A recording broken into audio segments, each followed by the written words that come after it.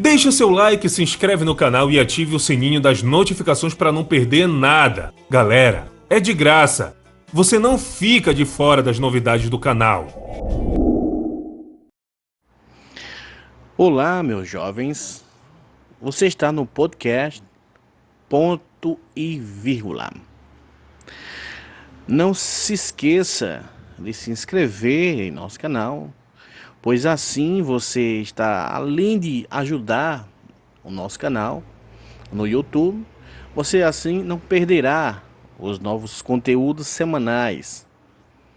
Peço que se inscreva. Bem, pessoal, nessa semana vamos abordar e trazer um tema que é, na realidade, a mentalidade marxista, a mente da esquerda dos novos tempos, os novos bolcheviques e sua sanha quase desesperada para conseguir o poder a qualquer custo.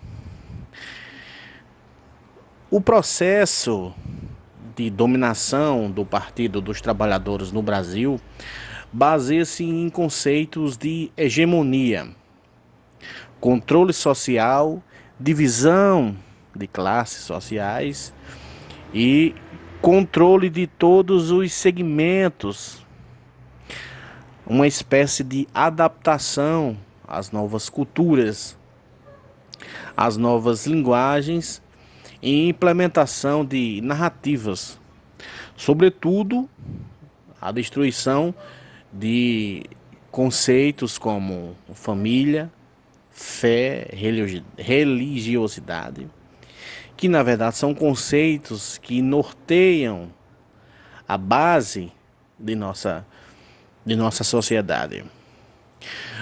O assim chamado arquiteto do mal, o filósofo italiano Antonio Gramsci, em suas teses de dominação marxista, cita que a fundamental peça para o controle da sociedade é a destruição por completa e a relativização do sexo.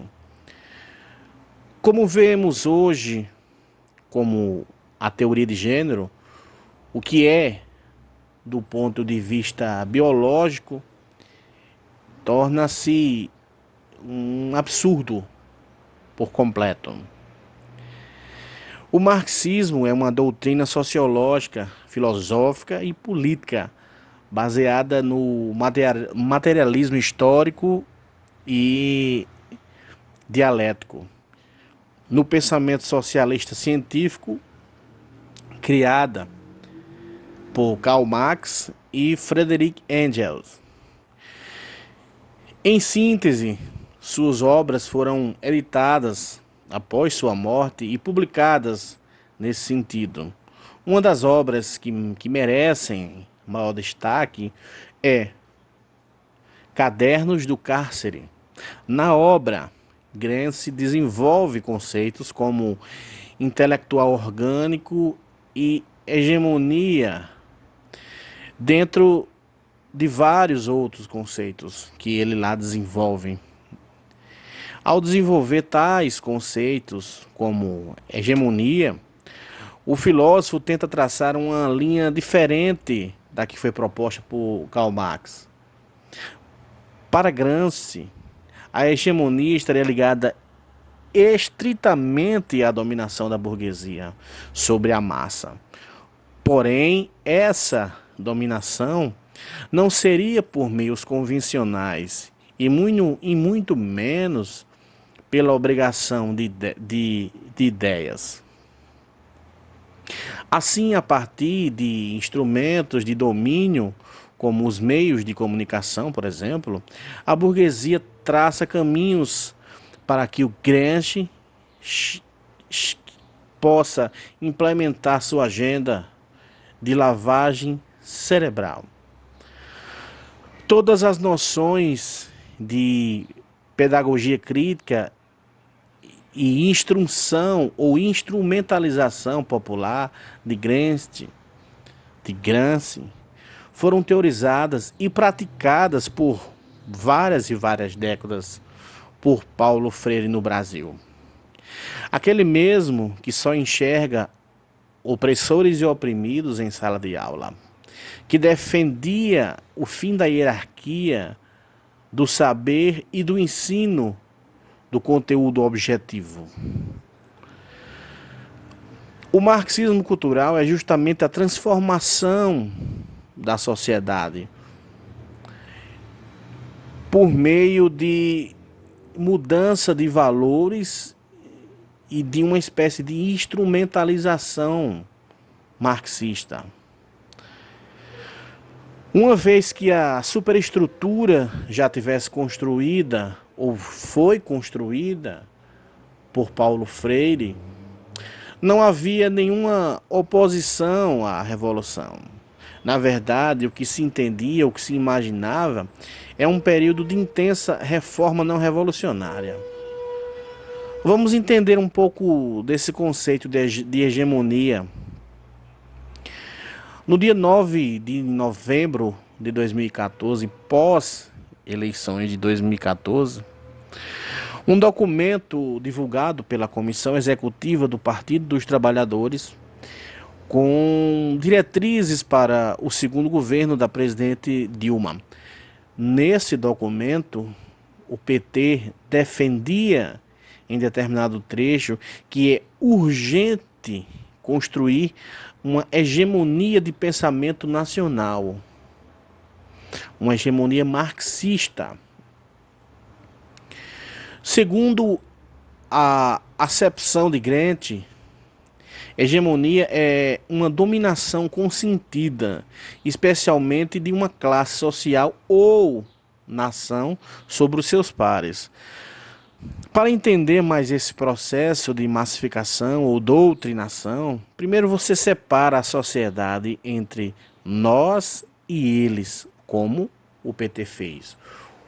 Ou seja, usou opressores e oprimidos, aliado a um sistema de educação falido, baseado no multiculturalismo do seu professor Paulo Freire, aliado a uma educação fundada na mediocridade.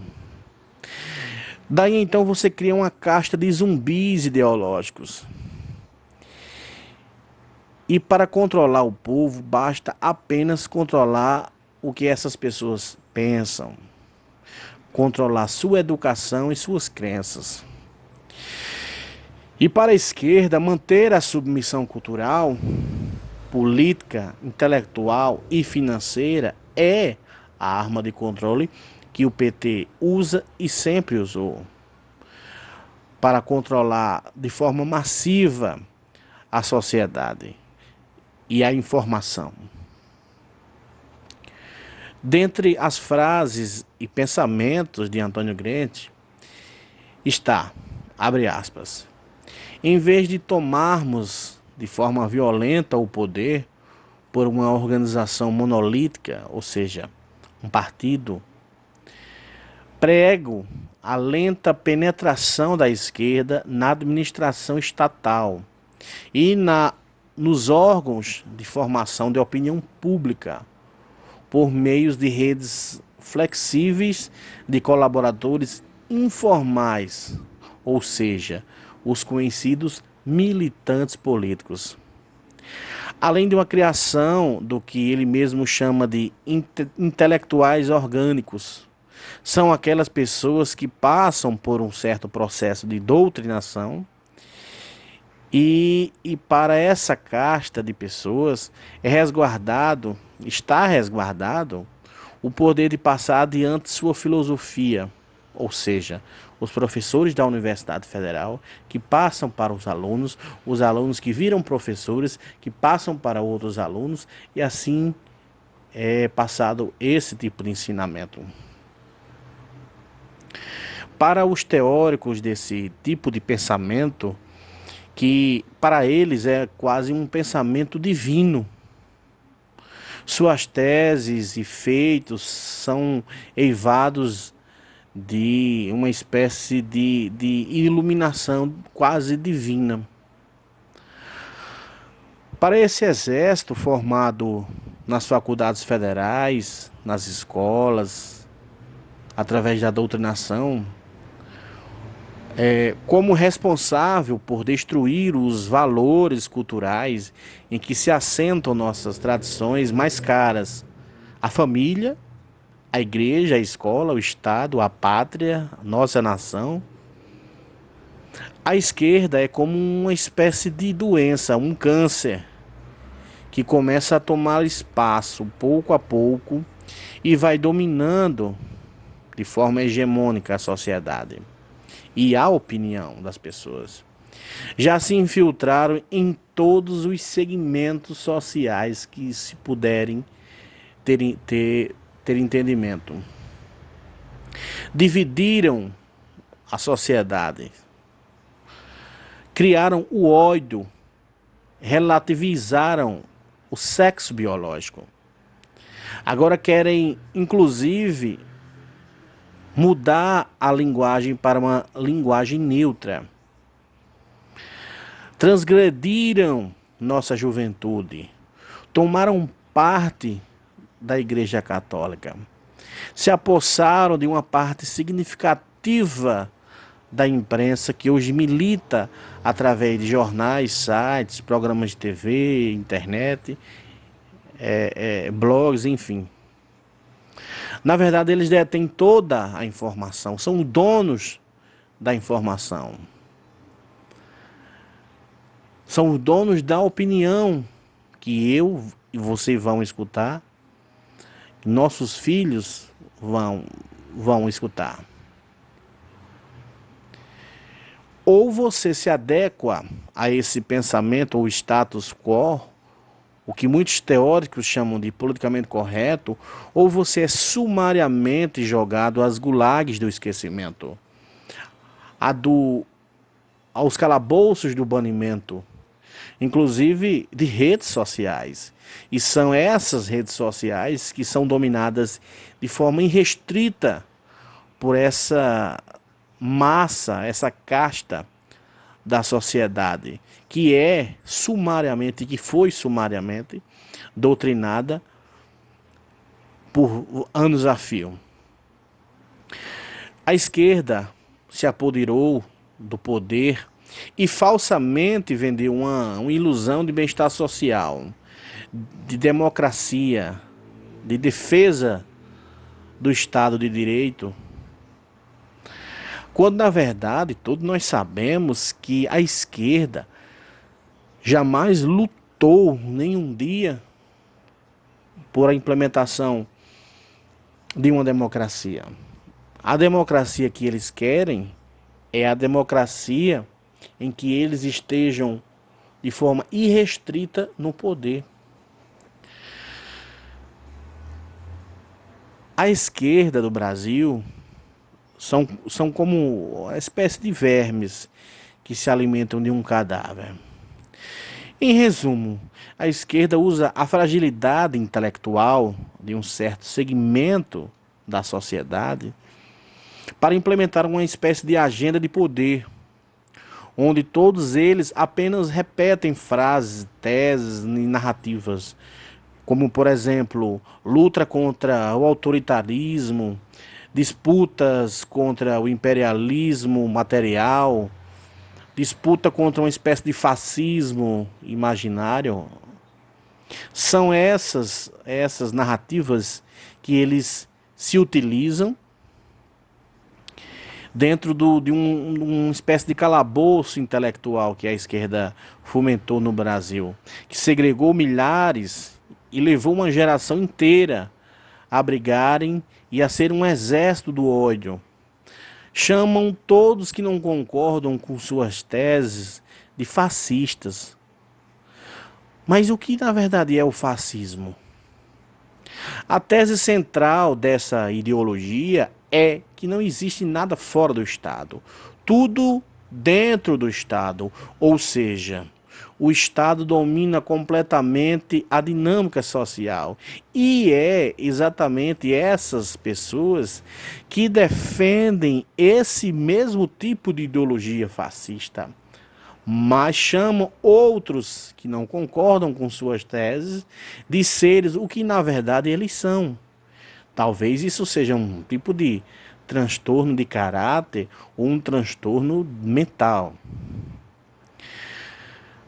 E ainda foram capazes de colocar o nazismo como de direita, jogar no colo dos conservadores o fascismo do nazismo. Vamos lá a fatos. Lendo as principais diretrizes do Partido Nazista, que em 24 de fevereiro de 1920, o Partido Alemão dos Trabalhadores apresentava um programa nacionalista, antissemita e anticapitalista. Vamos voltar. Partido Nacionalista, que criou um programa antissemita e anticapitalista. Quem é anticapitalista, logo é socialista. No mesmo dia, tornou-se o Partido Nacional Socialista Alemão dos Trabalhadores. Partido Nacional Socialista Alemão dos Trabalhadores. A abolição de rendimentos indivíduos, isso quer dizer o quê? Que se um cidadão tiver duas casas, morar em uma e alugar a outra para ter uma espécie de rendimento, o Estado toma essa casa desse cidadão. Ele perde sua propriedade, ou seja, o governo nazista relativizou a propriedade. O nazismo exigiu a nacionalização de todas as indústrias do país, a divisão de lucros da empresa, de empresas, a expropriação de terras. Todas essas são doutrinas marxistas. Essas são teses, na verdade, de direita e de esquerda. Obviamente são teses marxistas. Obviamente todo um programa, toda uma tintura ideológica foi colocada para afugentar o marxismo, o nazismo do colo de esquerda. A ideologia marxista ainda se apropriou ou ainda negou uma série de holocaustos feitos pelos governos marxistas, que na verdade foram os governos que mais mataram em toda a história da humanidade. E vendem suas teses como uma espécie de fundamento de um bem-estar social. Eles jamais vão ensinar nas faculdades ou como professores, jamais eles vão falar das gulags, de Holodomor. Esse movimento está impondo causas progressistas, como, por exemplo, a ideologia de gênero, a cultura do politicamente correto, a defesa de direitos das minorias LGBTQIS, mulheres, negros, índios e deficientes, a liberdade sexual e o multiculturalismo. Alguns exemplos de atitudes que fariam parte desse plano, como o objetivo da destruição do que eles chamam de capitalismo, seria uma naturalização da atitude homossexual, já em sua infância. Do feminismo e da transexualidade nos colégios, da promoção da sexualidade a crianças, educação transgressora e disseminação de pautas LGBT nas escolas para as nossas crianças. Ainda, segundo os que acreditam que existe uma teoria do marxismo cultural, os marxistas enxergariam a família como um inimigo, pois ela é a primeira identidade moral que os indivíduos são inseridos.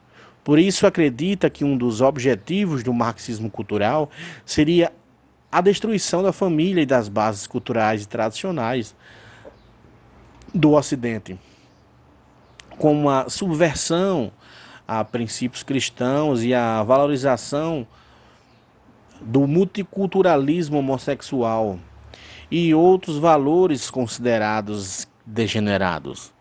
Vivemos no século dos idiotas úteis, a causa marxista, sodomizados pela barbárie e sua própria mediocridade. A demência da esquerda é tamanha que nas cadeias públicas teóricos do PSOL se apropriam das mentes incólumes de estupradores, ladrões e assassinos para fazer uma verdadeira lavagem cerebral nessas pessoas, ensinando-as que o Estado é contra elas e elas têm que ser contra o Estado. Quem elas roubaram, na verdade, não é um roubo, sim uma expropriação do que, na verdade, já era delas. Ou seja, essas pessoas de esquerda trabalham inclusive dentro de presídios para doutrinar presos, para quando saírem sejam zumbis ideológicos. Esses próprios que foram ao Supremo Tribunal Federal, que virou um puxadinho do PT, pediram a proibição da distribuição de remédios de tratamento precoce no Brasil. Justamente para causar o caos, justamente para causar a morte, justamente para depor o governo federal. Estamos perdendo essa guerra, meus amigos. Em poucos anos, nossos filhos estarão sem cultura, sem sexo definido. Infelizmente, eles já tomaram o poder, tomaram todos os espaços, asfixiaram as vozes conservadoras. É uma guerra que já está perdida. Esperamos em Deus que nos proteja, para que no futuro exista ao menos alguma esperança. Obrigado a todos os amigos que ouviram nosso podcast, agradecer as várias mensagens e dizer que tenham esperança. Há esperança sempre. Um forte abraço, que Deus possa abençoar a todos. Fiquem com Deus. Olá, meus jovens. Você está no podcast Ponto e Vírgula. Não